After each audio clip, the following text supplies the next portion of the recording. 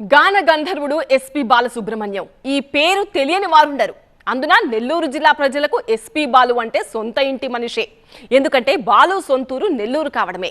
బాల్యంలో సంగీతంపై ఆసక్తితో నెల్లూరు వదిలి చెన్నైలో సెటిల్ అయ్యారు ఎస్పీ బాలు.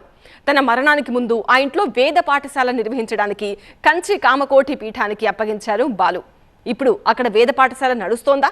అసలు ఆ ఇల్లు ఇప్పుడు ఎలా ఉంది? అక్కడ ఎవరుంటున్నారు? ఇవన్నీ తెలియాలంటే ఈ స్టోరీ చూడాల్సిందే. నెల్లూరు నగరంలోని తిప్పరాజువారి వీధిలో బాలుకు సొంతిల్లు ఉండేది. బాలు పాఠశాల విద్యాభ్యాసం చిత్తూరు జిల్లాలోని నగరిలో జరిగింది. అనంతపురంలో ఇంజనీరింగ్ డిగ్రీ కోర్సులో చేరారు. సంగీతంపై ఆసక్తితో కాలేజీని వదిలి బాలు చెన్నైకి షిఫ్ట్ అయి అక్కడే సెటిల్ అయ్యారు. బాలు తల్లిదండ్రులు మాత్రం నెల్లూరులోని తిప్పరాజు వీధిలోని సొంతింట్లోనే ఉండేవారు. బాలు తల్లిదండ్రులు కాలం చేయడంతో ఆ ఇంటిని వేద పాఠశాలకు ఇచ్చేందుకు బాలు నిర్ణయం తీసుకున్నారు. అప్పట్లో దాని విలువ ₹1 కోటి వరకు ఉంటుందని అంచనా. కంచి పీఠాధిపతి సూచన మేరకు ఆ ఇంటిని రీమోడల్ చేయించారు. రీమోడలింగ్ చేసిన తర్వాత 2020 సంవత్సరంలో ఆ ఇంటిని కంచి కామకోటి పీఠానికి స్వాధీనం చేశారు ఎస్పీ బాలు.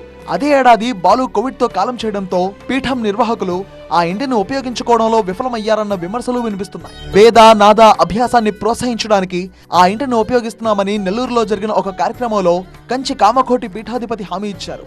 4 ఏళ్లు గడిచిపోయాయి. హామీ మాత్రం కార్యరూపం దాల్చలేదు. కంచిపీఠం వైఖరిపై బాలు అభిమానులు స్థానికులు ఆవేదన వ్యక్తం చేస్తున్నారు. బాలు గత వైభవానికి గుర్తుగా నిలిచిన ఇల్లు ఇప్పుడు పనికిరాకుండా చీకట్లో ఉండిపోవడంపై వారు అసంతృప్తి వ్యక్తం చేస్తున్నారు. 2 సంవత్సరాల క్రితం కోవిడ్ మహమ్మారి వల్ల ఆయన కాలం చేశారు. అప్పటి నుంచి ఈ ఇంటిని పట్టించుకునేవాడే లేరు. ఇంకోటి ఏంటంటే ఆయన వాళ్ళ తండ్రి జ్ఞాపకార్థం వేదం నాదం నిత్యం ఉండాలనే ఆశతో కంచి కామకోటి పీఠాధిపతుల వారి చేతికి ఈ ఇల్లుని ఇవ్వడం జరిగింది. కానీ 2 years నుంచి అసలు ఆ ఇంటి దుస్థితి మీరే చూడండి. ఈ రేకులన్నీ కూడా బాలు గారే ఇచ్చారు. ఎందుకంటే లోపల వేదము నాదం జరగాలని. సో రెగ్యులర్ గా జరుగుతుంది. డ్యూ టు సమ్ రీజన్స్ అయితే వాళ్ళకి మాకేం చెప్పలేదు.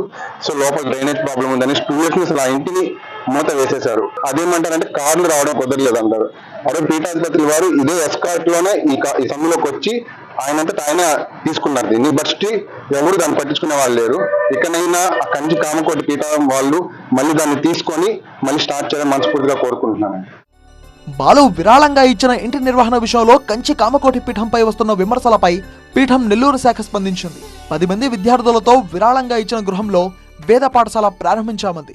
విద్యార్థులకు బసకు అనువుగా ఇల్లు లేకపోవడంతో మరొక పాఠశాలకు విద్యార్థులను మార్చామని తెలిపింది. 4 ఏళ్లుగా ఇంట్లో ఎటువంటి కార్యకలాపాలు లేకపోవడం, ఇంటి నిర్వహణ కూడా లోపించడంతో మరింత పాతబడిపోతుంది ఇల్లు.